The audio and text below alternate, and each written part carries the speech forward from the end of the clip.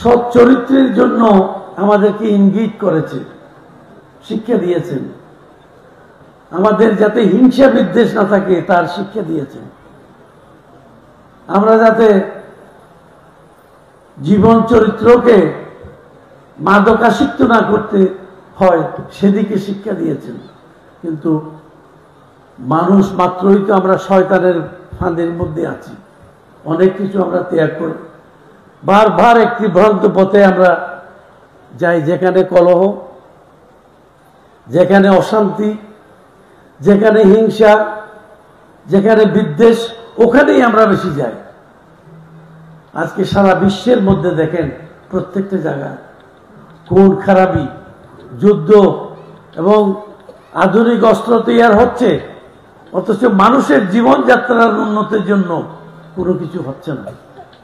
পাশে দেখেন রোহিঙ্গা এবং বার্মার মধ্যে কত সুন্দর একটা শান্তির দেশ ছিল বার্মা, সেখানেও অশান্তি। বাংলাদেশের মধ্যেও খুব একটা শান্তি আমরা দেখতে পাচ্ছি না।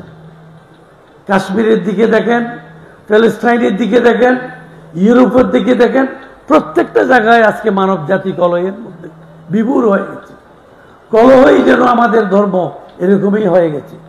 তাহলে আমাদেরকে বুঝতে হবে প্রত্যেকটা ধর্মের মধ্যে, আমাদের ধর্মে আমরা দেখেছি শান্তির ধর্ম ইসলামও। ইসলাম শান্তির কথা বলে, সবসময় মানুষকে, মানব জাতিকে, আপনার মানবতার ভিতরে মানব জাতিকে আপনার একজনকে একজন সম্প্রীতির মাধ্যমে থাকার জন্য ইসলামের নির্দেশ আছে আমাদের উপরে।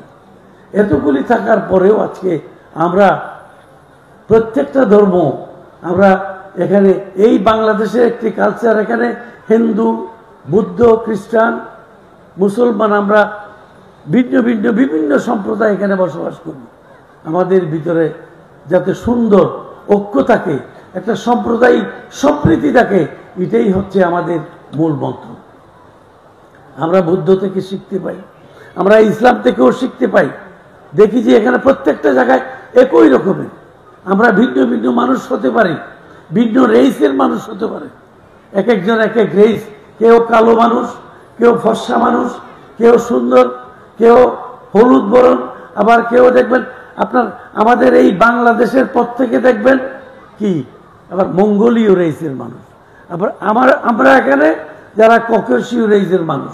এইভাবে একটা সারা বিশ্বের মধ্যে, যেটা এই বিশ্বটাই হচ্ছে বিচিত্র একটা দেশ, এখানে আমাদেরকে থাকতে হবে। এই বিশ্বকে আমাদের শান্তিতে রাখার জন্য ধর্ম যেভাবে শিক্ষা দিয়েছে সেটাকে আমাদের অনুসরণ করতে হবে।